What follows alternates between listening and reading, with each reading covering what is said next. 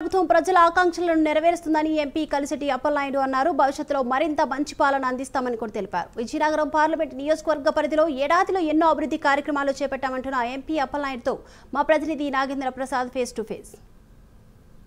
రాష్ట్రంలో ఏడాది పూర్తయినటువంటి సమయంలో రాష్ట్ర వ్యాప్తంగా కూడా సంబరాలు జరుగుతున్నాయి. ఒకవైపు సంక్రాంతి పేరిట, దీపావళి పేరిట కూడా సంబరాలు జరుగుతున్నటువంటి పరిస్థితి. ప్రస్తుతం మనం విజయనగరం ఎంపీ మనం కలిసెట్టి అప్పలనాయుడు గారితో ఉన్నాం. వారిని అడిగి మరిన్ని వివరాలు మనం అడిగి తెలుసుకోండి. సార్, ఈ సంబరాలపై మీ అభిప్రాయం ఏంటి? రాష్ట్ర ప్రజలు ఈరోజు ప్రభుత్వాన్ని ఎలా చూస్తారు? ఈరోజు రాష్ట్ర ప్రధానికి ఇచ్చిన గౌరవంతో తెలుగుదేశం పార్టీ కానీ, బీజేపీ కానీ, జనసేన కానీ మూడు పార్టీలు కూడా సంబరాలు జరుపుకున్న రోజే. ఎందుకంటే ప్రజలు అత్యంతమైన గౌరవం ఇచ్చిన రోజు. అందుకు మేము బాధ్యతగా ఈరోజు అదే బాధ్యతతో మేము ఇచ్చిన అవకాశాన్ని సద్వినియోగం చేసుకుంటూ ముఖ్యమంత్రి గారు కానీ అవ్వచ్చు, లేకపోతే ప్రధానమంత్రి గారు అవ్వచ్చు, ప్రజానీకానికి ఇచ్చిన అవకాశాన్ని మనం కూడా సభల్లో మాట్లాడుతూ ప్రజలకి మేలైన సేవలు అందించాలని చేస్తున్నాం. ఖచ్చితంగా అది అంకిత భావంతో మేము పనిచేస్తున్నాం. సార్, మరోవైపు విజయనగరంలో కూడా మీరు ఒక ఎంపీగా అనేక కార్యక్రమాలు చేపట్టారు. మీకు ఎటువంటి సంతృప్తి 1 yearలో కలిగింది? చాలా ఆనందం కలుగుతుందండి. ఎందుకంటే అతి సామాన్యుడిగా, ఒక రైతు బిడ్డగా ఫస్ట్ టైం నేను పోటీ చేశాను చట్టసభల్లోకి.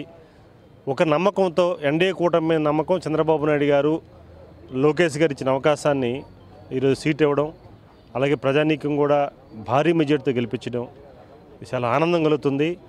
అదే క్షణాన్ని ప్రతి క్షణం కూడా ఏదైనా పని చేసేటప్పుడు మాత్రం నాకు గుర్తొచ్చేది ఫస్ట్ ఏంటంటే, ప్రజలు లైన్లో ఉండి ఎక్కడి నుంచో దూర ప్రాంతాల నుంచి వచ్చి మనకు ఓటు వేసారు, అది బాధ్యతగా పనిచేయాలని ప్రతి క్షణం కూడా పనిచేస్తున్నాం.